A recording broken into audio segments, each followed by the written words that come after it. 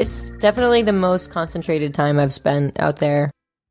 I think I'd only ever been there for, to play Pappy and Harriet's, hang for a day at a time. We had a really wonderful experience, and especially as neither of us did much for the first stretch of the pandemic, and basically until that point. So it was pretty magical to get to not only go to the studio that I have heard so many amazing recordings come from, but David Catching, who runs the space, is just like a world treasure of a person and made our trip just really emotional and wonderful. So it was nice to be out there. We did get to trespass at Pioneer Town at 3 a.m. at some point, so that was kind of fun. Have you seen Nope yet? I did, yeah. I was, of course, thinking of Pioneer Town. Thank God the power stayed on. I mean, it would have been an emotional experience regardless, right? I mean, just sort of being back with the band after so many years and, being isolated for so long. Yeah, I mean, we were hanging out, a lot of, outdoor coffees. But definitely to get to work on recording. And the last record I had done before this, I did 2 things that were kind of mostly me, where the Sat 13 record, I played, other than my incredible friend and the drummer Zoe Brecher, and we had some strings, we had some strings and woodwinds, but other than that, it was me playing everything. It's a lot of me. It's too much me time. And then I did a remaster project where I was remixing from home the earliest Speedy Ortiz stuff that was all solo as well. So I was just sick of hearing tracks and tracks of myself, and it was really fun to get in a regular rehearsal practice again, arranging material with other people. That's a nice thing to do. You were still hearing tracks and tracks of your own voice, though, to be fair. And of my own guitars and keyboards, but also tracks and tracks of everybody else's guitars and keyboards and, drums and bass. It sounds like it's been an opportunity for you to focus on other things that perhaps you didn't have time to when music and Speedy Ortiz specifically was front and center for you. Yeah, and even just my relationship with Philly, where I've lived since 2016, but until the pandemic, I hadn't been home for more than 2 consecutive weeks ever. So it's not, I'm not going to say it's been nice, but there's certain kinds of writing work and freelance work that I had done for years before touring all the time, and I feel like now I have just a different relationship to writing because I got to spend a little time at home. I'm not a good traveling writer. Can't do it. You have to sort of sit down. You have to carve out a specific time. You have to sit in a specific place. How do you actually make yourself productive? I realized as I said this, I kind of lied to you because I did just put out a book earlier this month that I wrote pretty much entirely on tour. But the thing that I didn't do was edit at all. I feel like I can do a bunch of generative writing and, I can come up with ideas while traveling, but I can't do the organization or editing process unless I'm at home or in a workspace for that. Well, we're talking specifically poetry. Yeah, I think when I started saying that I can't write from the road, I meant criticism or journalism. I can't do that while traveling at all. It's a cliche, but it's a cliche for a reason of basically writing being editing. And I think that that's 1,000 times more the case with poetry. Yeah. Yeah. The bulk, I mean, I certainly was writing regularly for 4 years to write the poems, but the editing was a lot more intensive and something I really was if I look over in the corner of this room, there's a big cardboard box in the corner, and it's just every time I printed out all of these poems to edit them over the course of a year. It was... You're a paper editor. Yeah, I have a hard time conceiving things solely on the screen. I was going to say most people have this with books, and I also have this with books, but I have a thing where I buy a lot of notebooks that I never use. Oh, that you buy them and don't write in them? Or I'll write a page or two and just be why am I doing this? This is completely illegible. It's taken me 10 times as long, but I like the idea of paper, but it's just, I like the convenience of writing on a screen. I just feel the places you get are different when you are doing it with pen and paper.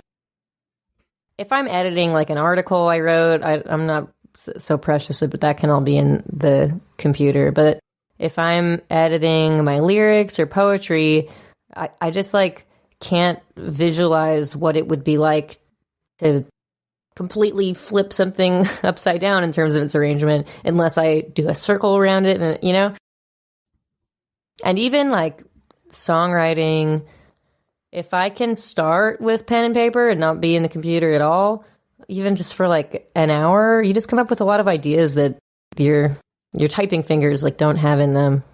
Or they just have different vocabularies for me. Is that insane? I'm 100% with you that if I could read my own handwriting, and if I hadn't, I'd never had great handwriting. Well, mine is illegible, I should say. It's not good. It's legible in that you specifically can read it. If I do it quickly enough after having, I don't write poetry. I've never really written poetry. Yeah, editing prose. And writing prose, certainly longhand, is a nightmare. No, God. Ugh, get tired. I was listening to an interview that I think it was like Berkeley School of Music, and you were talking about the songwriting process and the old cliche question of words and music, but lyrics specifically for songs coming toward the end or coming after the music is interesting to me, coming from somebody who also writes poetry, and that I would think that you would just like have a lot of this around. I think it's hard. They're not like malleable into one another. I hope someone who's a major fan of Billy Corgan's poetry doesn't listen to this episode and contacts me. He has one book out. It's a poetry book from 2004.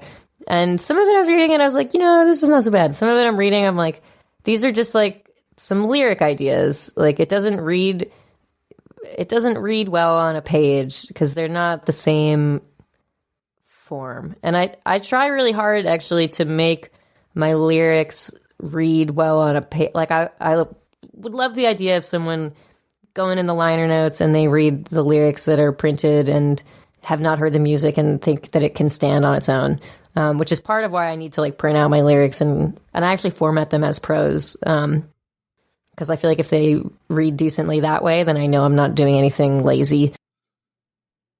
What's my point? Oh, I can't like write a poem and then try to turn that into lyrics, because the whole point in writing poetry for me is I feel like it's a more visual medium and it's not constrained to fit the meter or the, weird synth parts that I programmed in. It's just its own thing. And trying to chop it around to fit into a song is like, it'd be like writing somebody's musical or something. I don't know. Part of it is maybe definitional in that for you, it's a lyric specifically when it's been written for a meter that exists or for a piece of music that you've already created. Yeah. And I think to try to write music for my poems, I would have to be going in like a Scott Walker direction. I don't think I would know how to turn them into like a poppy rock song. Get some violins and an orchestra and just really lean into that. I mean, by Scott Walker, I mean weird Scott Walker. I think you know. Yeah, not the Wisconsin. I mean, like meat punches. Not the governor. No, I don't. Didn't even cross my mind. Weird Scott Walker was I don't know. He was still like orchestral, right? I mean, even his like avant-garde stuff was really. It's very like grand. It's all really big in a way that a lot of avant-garde music isn't necessarily. Yeah, and by invoking him, I really meant more that the songs seem to be removed from like any sense of meter. It's like through composed, more in a way that poetry is. Because I think he wrote. Did he write poetry as well? His lyrics are very probably poetry adjacent. I'd enjoy his book more than I think I enjoyed Billy Corgan's. I'd be curious to go back and read Jules and see how her poetry is. What? Who's Jules? Oh, who's Jules? Oh, Jewel! I thought you were saying like Jules Holland. I was like, Jules Holland has a... Jules Holland may have written a book of poetry. I would read his poetry and yeah. Jewel famously had a poetry book come out like right around, like at the height of her powers. I have not read Jewel's poetry book. I don't know if I'm sure it is good. When did you actually start writing poetry? I was reminded of this recently because I'd kind of forgotten. I won some poetry contest when I was like 7, and the prize was that you got to read your poem in a commercial for Lowe's Cinemas had some kind of nonprofit project that I can't even remember, and I'm sure I have a VHS tape of this somewhere, but I won the contest. They filmed me reading my poem, and it was shown before movies at Lowe's in like 1996 or something. And my mom and I begged them to let us into some movie because we knew that it would be playing, and watched it. Yeah. So I did write a poem when I was like 8 or something. Do you feel like that was kind of the apex for you, and that it's all been downhill? I mean, I haven't been in a movie, pre-trailer since then, so probably it's all been downhill. I wrote and read some poetry in high school, but I feel like I did not get an experience of poetry that made me interested in it from high school, which I think is a fairly common experience. We only get shown certain kinds of things that are going to be on, help you with your SATs or whatever. And then in college, I went for math. I was a double major in math and music. I did not intend to do any form of writing, but I learned that you could get free CDs and concert tickets if you wrote for the student newspaper. So trying to get in to see, like Ted Leo for free, I wound up becoming an editor of the newspaper, realizing that I really liked writing, starting to, write for tiny mixtapes and stuff like that. And at some point I was like, I think I'm going to drop out of school and try to do writing instead, because I was this is also 2007, so it's slightly less outlandish. There were still magazines, and they paid $1 a word. But I wanted to finish out the year for some reason. So I took a really short-term class with this poet named Bill Corbett, who was part of the writing department. And not the Mystery Science Theater guy. Not the Mystery Science Theater guy who one time got mad at me for tweeting at him thinking it was my old professor.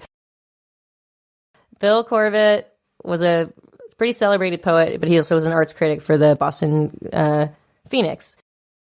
So I took his class because I was interested in that kind of stuff. And he was like, you should try poetry, take my poetry class. There were 3 kids in the class, but I became very hooked. So I guess I was 20 years old. And it was really Bill Corbett's fault. So thank you, Bill. He passed away a few years ago, but he was definitely a huge influence on going down this dark and twisty road. Did that keep you in school? Did you end up graduating, or did you actually? I did drop out. It wouldn't have made sense to, this was MIT. There were not kids who wanted to do if they were doing poetry, it's because they were stressed out from their quantum physics and neuroscience classes. God bless. I did drop out. I wound up finishing elsewhere, and I did I got an MFA in poetry because by the time I was eligible to do something like that, it was 2011. Every magazine was folding. I could not get an editorial job. So I was like, let me see if I can get funding to go to a master's program. And I could. I love this story. I hear from a lot of people where they're like, oh yeah, that was not a viable path. So I chose a far less viable path. At the I found time, something even more ridiculous. I got probably the same salary I would have got from a magazine to go to grad school. So okay, it worked out. Fair enough. Yeah. Yeah. I mean, poetry specifically is a funny one. And famously impossible to make a living doing. Right, you are. And I don't. But I mean, it must be interesting though, being on, I don't want to say the business side, but having been on the publishing side, because that's really one of the big things that kind of filled the vacuum for you early into all of this. But you know what's funny? I started doing Wax 9, because I was so frustrated of seeing online poetry journals that barely do anything, and they charge you a $25 submission fee, and they don't pay the poets. I just got sick of hearing about those. So I almost rage started the poetry journal, because I was just at least I could figure out how to pay people a publication fee and not charge them to read their poems.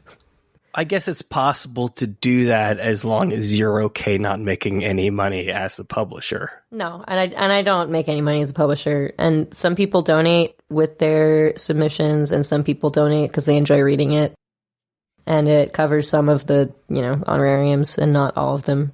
And that's fine. But yeah, it's funny. Like, I think being so active in music communities where everyone's, at least at this point, comparing notes about who pays what and what percentages are normal and what percentages mean you're being screwed over.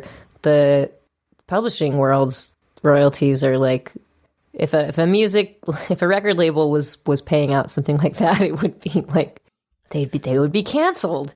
So I think there's a sense in which publishers and labels can kind of get away with it to a certain extent because it's standard. They can, yeah, but also they can point to people who can make a living doing this. Like there are, granted, it's a very small and probably increasingly smart group of people. I don't know how many current poet. I mean, you can probably name a few, certainly more than I can, but there aren't a ton of. Nobody's really cleaning up writing poetry right now. No. You luck out with some university visits and, yeah. What's your sense, other than having a really great teacher, but what's your sense of what it was that really hooked you into poetry in that class? I think, having a great teacher was part of it. It was like I think I'd only been introduced to poetry that was structured a specific way or part of a certain canon of poetry, and Bill was like, check out this chapbook that someone local just put out this week. Check out he was like very into Gregory Corso and James Schuyler, and there's some stuff I hadn't checked out before that was still like canonical but not public high school canon. Some like beat kind of, or beat, yeah, like post beat. And it wasn't like, it wasn't like, which I can't even, I just went really into my memory palace. I finished high school in 2006, so there was definitely like write some like Iraq War, like poetry as an assignment, but use this specific structure. This was just like, write, what are you feeling that you need to write through? What is the structure that's going to suit you writing through that? Try that. There's no, and even interpretation of poetry, I think, gave me so many hang-ups about it. And that was really not the focus of his class, other than the stuff that was obviously like including biographical details of New York school poets and things like that. It's an interesting framing, this idea of what are you feeling that you need to write through with, which is writing or art as catharsis generally. Did it start as a way to work through things? Yeah, which is not to say I didn't have an outlet for that, because I started writing songs pretty young and always did regularly. And I would say that was even more the outlet for, things like that. As like a teenage songwriter, you're for sure just working through your feelings in songs, even if there is the elements of craft invoked. I think something that I really liked about working on poetry, especially the first few years I was doing it, when I was a kid, I really loved to make visual art, and I kind of didn't have time or space for it as I was in college, and also I always had a bunch of like part-time jobs through college. I wasn't doing much visual art, and I felt like poetry was a place where some of those tendencies could be explored for me. Where, especially, I liked to paint. My painting's pretty abstract. And maybe I know why I did a certain thing, but it's not something that you have to look at and have an interpretation for, like, why this color, why this, like, palette knife. And I felt like poetry was bringing up some of those forgotten, I don't know, I hesitate to say skills because I'm not like a incredible painter, but it was like some of that memory, not muscle memory. Is poetry, or is the poetry that you write, is it an abstraction in the same way your painting is? Obviously, it's less abstract because there are words and they're English ones that I speak. But I'm definitely, like when I tell people what my book is about, and I say what it's about, which is that I wrote it on tour and that I was grieving several friends' overdose, and that I had started to understand more about harm reduction and overdose reversal and harm reduction's principles. And that also made me reconsider the music industry, in which I've been working for a long time. These were people that you had met through music, primarily? Musicians, but like, I mean, people use drugs in all corners of, yeah. No, of course, but you said specifically like rethinking the music industry, which led me to believe that there was something there, something related to I think learning more about harm reduction made me consider how many things that are inherent to being like a club musician are harmful. And I don't want to say, perhaps they like encourage addiction, and they certainly encourage lack of health, whether that's like mental or physical. And part of that is that like wages haven't gone up for support bands since like, over 20 years ago. So when I give people the spiel of what my book is about, which is all the stuff I just said, I then have to say, but it's not that direct. Like, you're going to read between the lines to get that. Have you stopped telling people, or do you not tell people as immediately because of that? Because there's some concern that they're worried that it's going to be too, I guess, somber? Yeah, because it's not completely somber, this book. I don't feel like you don't tell people what the synopsis is for a poetry book. That's a funny expression. It's like printed on the back of the book. It's not like it's a big secret what I wrote it about. But I think when I bring this up to say that they're not abstractions, they're about these very specific things that if I were to write them in essay form, I could do more clearly, but that's not what poetry is for me, or really the poetry I gravitate towards. So it is abstracted despite being readable. Does poetry afford you the ability to focus on a single theme for an extended period in a way that maybe writing a record wouldn't? Or do you process things similarly through music? I think the processing is similar, but the processes are just very different. And definitely most of my poems they're not very long. I'd say most of the poems in this book fit onto one page. But I tend to overwrite. Like, I'll write 4 or 5 times that much. So the editing process was pretty crucial this time around, because I was able to sort of make sense of what was most important in what I had said for 5 pages that, can compact it down to one. So I think that in the same way that you're going to get more out of an hour of therapy than you will 20 minutes, I think I'm able to understand my work better by kind of overwriting to start, and then really treating the editing process as its own separate creative component. Whereas in songwriting, you're not going to, if you're overwriting, maybe you wrote an extra verse or two, and you're going to pick the one you like the best, or, swapping in and out one word again and again and again until it's the day to record vocals. But there's not really an opportunity to write 5 pages of lyrics and edit them down. You mentioned Corso, and when you think of like the beat poet specifically, there's such a romanticization of spontaneity there. Like, certainly this is not specific to poetry. Painting is like this too.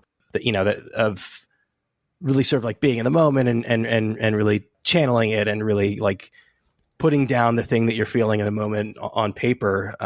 But it sounds like your process, I guess by the nature of the process, that it has to be a little more methodical for you, at least in the editing.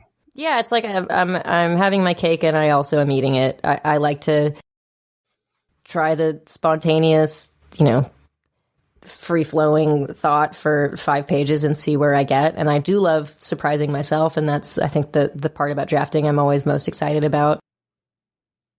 And then using the editing process to like maximize the effect of that. So keeping in the spontaneous moments, if they heighten what I need to do in the poem. But I think it's similar. It's similar for me in music, not so much in the words themselves, but my demoing process is like, anybody I work with on production after getting the pre-produced stuff. It's like, what's wrong with you? Like, why are there 120 tracks?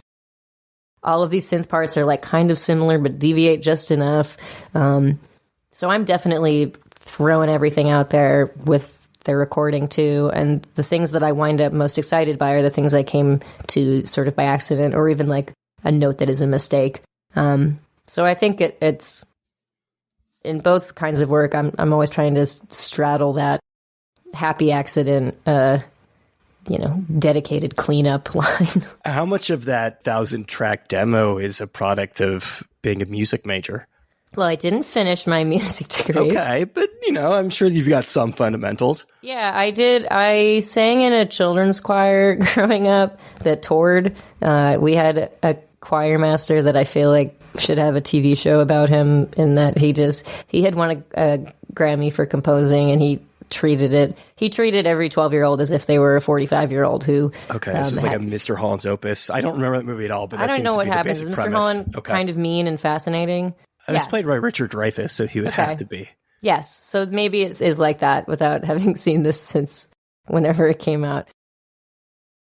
So the music was pretty weird, or at least the repertoire was pretty weird, and there was a lot of weird time signatures that are just there for two measures, and you're holding a note that's clashing with the person that you're standing next to, and you're holding it for quite a while. So I think like it makes sense that I got into math rock because I was doing like vocal math rock.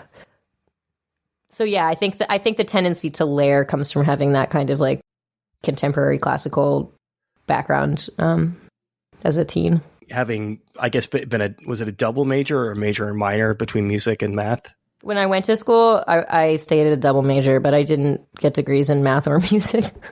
I guess literally, if you're trying to kind of marry math and music, then math rock is probably a pretty good way to do it. Yeah, and a lot of classical music has those, odd time signature, odd mode components that I like in 20th guitar century music stuff, too. certainly. Yeah, for sure. What was the plan, or was there a plan, given these two, like, at least seemingly dissonant things that you were studying? There were a surprising amount of double majors in music. I can't remember if I said it was MIT. Yeah, we get it. You went to MIT. Yeah, but I dropped out. Jeez. And I failed chemistry like 5 times. So in 4 semesters, I failed. No. A lot of kids were double majors in music because I feel like a lot about music performance is kind of left brain. And I don't know, it's like really stressful to be going to school for physics in a way that I didn't experience when I went back to school and was doing more humanities focus. So it makes sense to need the outlet of music at that stage in one's life as we do, I feel like, throughout life. There was a sense in which you were really focused on math. Like math seemed like the kind of the path forward for you. In terms of like what I thought I would do for work, yeah. But it was not a good, I didn't cut it. So I assume that you must have had some proficiency for math in order to have gone to MIT for it. I was really good, and I had won some scholarships, but it just was really, the stress of doing it in college was not good for me, and I wasn't doing very well, like in life for the time I was there. I think for most of us, math is a thing that you study in school and plays very little, I guess, day to day for us for the most part. Is there anything that you learn there that you've kind of taken with you? In terms of like studying math, not. I think the thing that, honestly, learning that I could drop out of something was a huge thing for me, because it was like I had gone to school for math because I was good at math. Did I really enjoy it?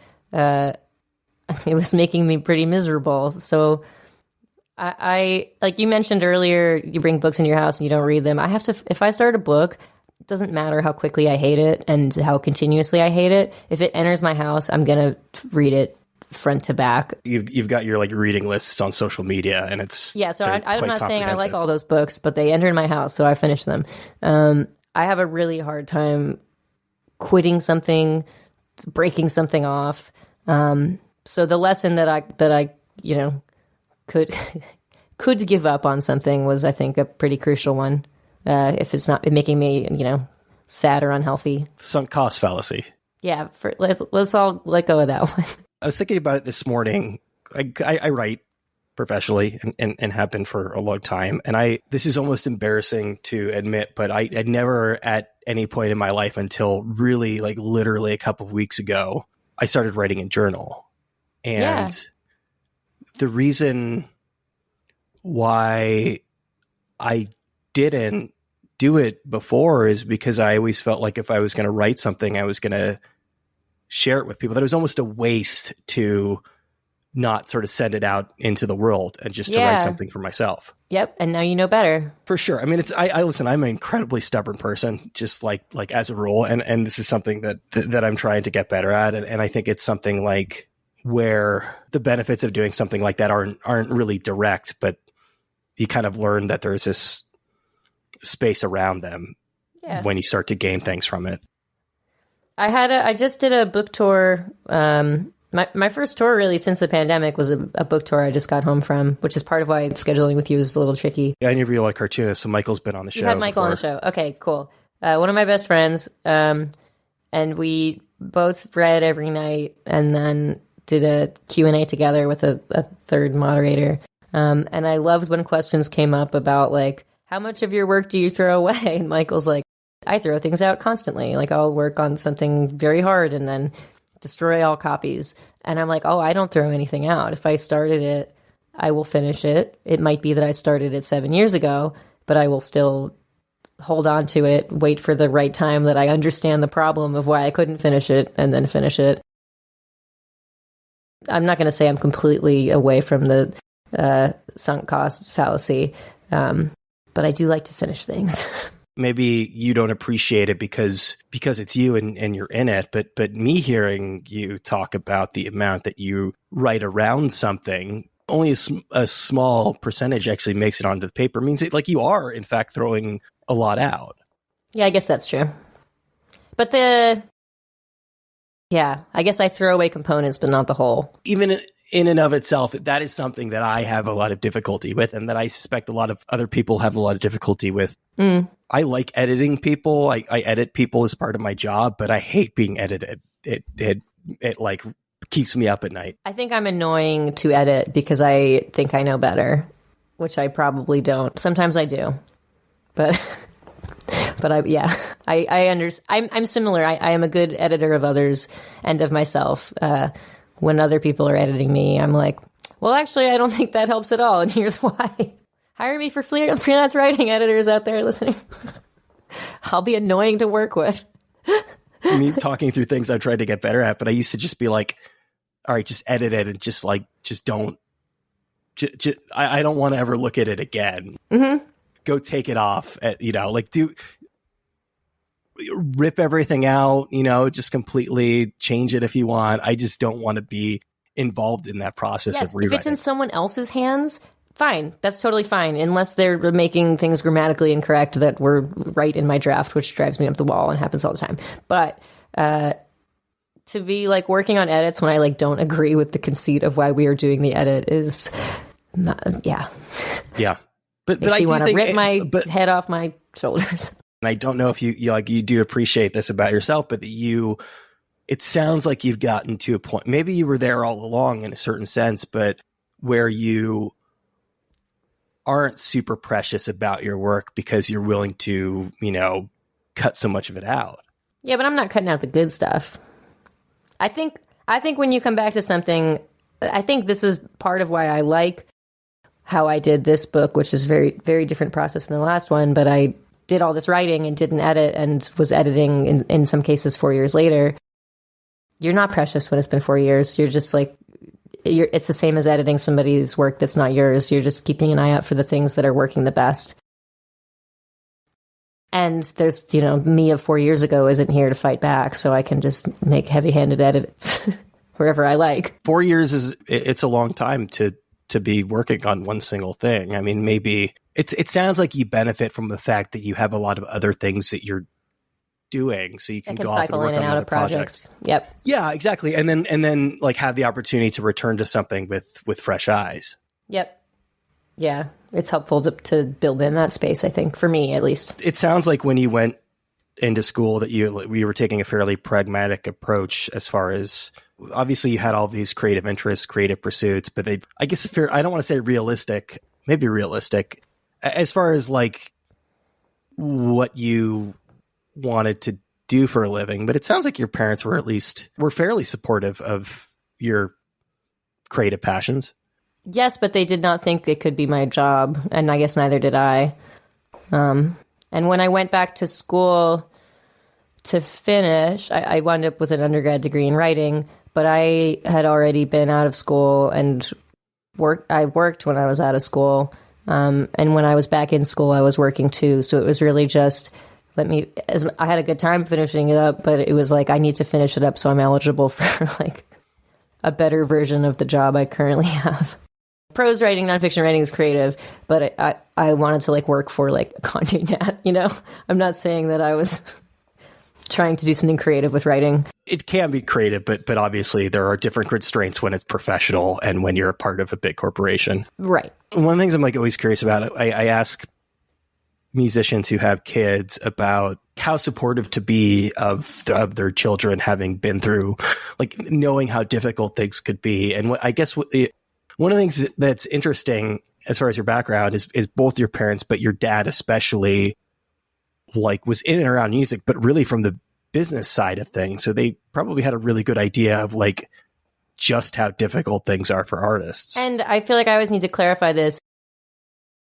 By the time the clock struck on 1980, I think both my parents were out of the music business. So this is like they had experience from the 1970s when there was all kinds of, you know, drug budget at record label. Like it was a different landscape. And even from that, they were like, you cannot make this your job. It just won't happen. I don't know specifically why they got out of the music business, but like clearly something about it wasn't working. So yeah, even in the, you know, Led Zeppelin flying around the world in their own plane days, they're like, this is too difficult of a business for us to be in. I think they continued to have friends who were involved in music. I mean, I know they did. And my mom still does. So perhaps from that, they were like, you are the most talented person on this earth. You know, they could be telling me you are the greatest, but that does not matter.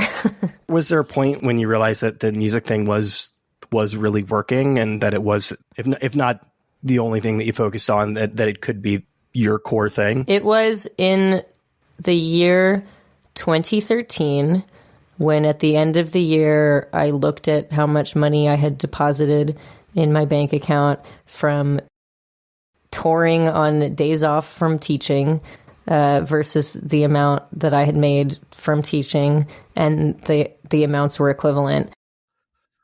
So it was like, well, I could quit my teaching job, and we had been offered some pretty cool tours that I wouldn't have been able to do if I continued to work for a university, which were I think the Breeders was one of them, and Stephen Malkmus and the Jicks were two of my all-time favorite bands. Had both put in offered us tours. I was like, so if I did this full time, then I guess I could probably make the same amount of money I did last year. And that it's like the least romantic like decision to plunge both feet in. At that time, I also was, I guess I was 25, and I thought tours may not keep coming. I should just try to do this while I still have the energy. So it was also pretty pragmatic, I guess. I mean, like, I think that's right. I think, like, I never made that decision in my life. I consider myself lucky in that I've been able to write for a living, but part of it is, I guess, being overly pragmatic, and part of it is living in a place like New York and not feeling like I had any flexibility. But like, I didn't make that decision. And that's the point when you have to make it. That's like the shit or get off the pot moment is your mid-20s. And I was running myself pretty ragged doing both of those. It would be like, I've told this, I feel like I tell this story exactly the same way every time. So apologies if I know you did some research, so you might have heard me say exactly this, but I taught Tuesdays and Thursdays. I took my own classes on Wednesdays. So it would be like, I would wrap up teaching on Thursday. a band would, in some cases, like pick me up from work or pick the other person up. You know, somebody was at work getting picked up. We get in the van. We're going to drive like 6 hours and somehow play that night. We tour Thursday, Friday, Saturday, Sunday. We play Monday in like Cleveland and drive overnight so I can make it to teach a 9:30 a.m. class. I don't know how I like didn't make myself really ill. There's energy that you have when you're that age that goes away pretty quickly. Don't have it. Do you teach at all anymore? Once in a while. I'm actually going. Maybe you can tell me if I'm doing something insane. I'm going to get once in a while. I get to guest, and I've taught some workshops and things like that. But I haven't worked for like I haven't had a university employer in a while. But I'm going to guest a recording class at NYU tomorrow. The class is at 9 a.m. I live in Philly. I'm going to go at like 6:30 in the morning because I want to sleep in my own bed tonight. And I think I'm going to take the train in and out both Monday and Tuesday. That's crazy, right? But I really want to be in my own bed. For starters, I mean, okay, like, so you're talking the 6:30 a.m. train? Yeah. So you have to be up at like 5, I guess, probably? Yeah, I think I could get up. I think if I'm packed and ready to go, I can be up at 5:30. If I make my little iced coffee and put it in the fridge. That's just what a lot of people do. Yeah. Like that's a lot of people's like daily thing. Yeah. I'm sure that your hours... I usually am keeping late night hours. So the 5:30 wake up is slightly startling, but it's not like I haven't done it before. Here's what I'll say. And, I've been trying to embrace this over the last couple of days because, as you know, I had COVID recently. Mm-hmm. I can't really go to the gym. I decided I'm just going to start getting up really early again and walk around. And Great. You miss a lot by waking up long after the sunrise. There's just like an entirely different world. Yeah. There's an entirely different feeling that you just don't get to experience.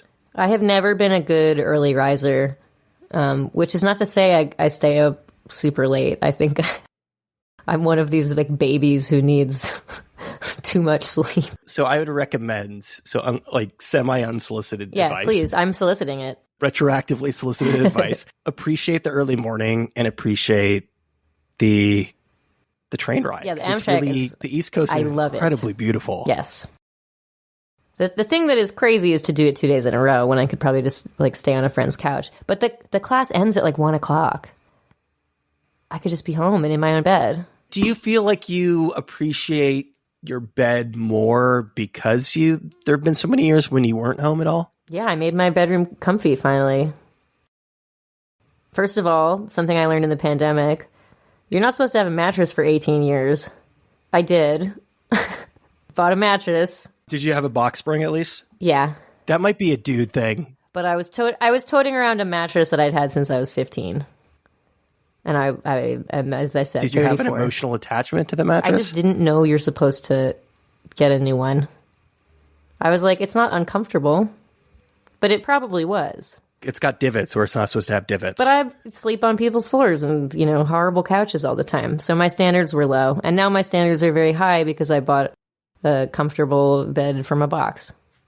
I used to go into the office every day. Yeah. And then the pandemic happened and I started working from home all the time. And I was like, I don't know why I was doing this. Going to the office? Yeah, good 2 to 3 hours a day that basically wasted. But it also slowly dawned on me that the reason why I did it and the reason why I do a lot of things and the reason why I'm like such a creature of routine is because as somebody, like I'm fairly introverted, I could just spend all of my time like sitting alone in my apartment and I have over the last 2 years. And there's momentum. Momentum is what keeps us going like day in, day out. And you're saying there's momentum for when you go into work versus... It's the momentum of like just knowing that every single morning that I'm going to sort of like wake up and leave. And then, you're talking about this idea of like, making your apartment cozy because you're going to be there for 2 years and you lose, if you're not going on tour all the time, you lose a little bit of that sort of like built-in momentum and it becomes harder to get out. It has become harder. This book tour I did was like 3 weeks and I feel like I was just like bone tired until like 10 days later. Sure, of like doing the book reading and going to sleep at a reasonable hour. Yeah, well, I don't know about... Michael is much cooler than me and he does not know how to drive. So I was doing a lot of driving. Anyway, yeah, you're right. I don't have the stamina for all this touring that I did in 2019, but we'll see. I got to go out again Thursday, so let's see how it goes. Where's Speedy Ortiz at as far as like doing a real tour again? I think we have to have a record out because as you pointed out, it's been a while. 4 years, I think. Yeah, 2018 is when the last one came out. And I put out a solo record 2020, and we did some remix thing last year. So things have happened that have caused us to play, but yeah, we're a ways from an album cycle. It'll be interesting to ramp up to that again. Yeah, I think we're doing baby steps has been good. We've done a few where we do like 4 shows and then go home, and this will be like 3 or so weeks, maybe less than that. Maybe it's just like 2 weeks that we're about to leave on. So next year it could be three whole weeks. Do you miss it at all? Touring? Yeah. I mean, I just got to do the book tour, which was all the fun parts of tour and none of the loading in and out. I don't miss the stuff I did in like 2014, which is I'm gone for 3 months straight and I'm not home at all. And the sleeping on floors and all that. I still do that, but if you're only doing it for a few weeks at a time, it's not so brain changing. I think even on the last Speedy record, we had kind of said, let's only do 3 weeks on at a time. And even if it's just that we come home for a week, we can come home for a week and have our personal lives and our families and, like feel like we live in a place.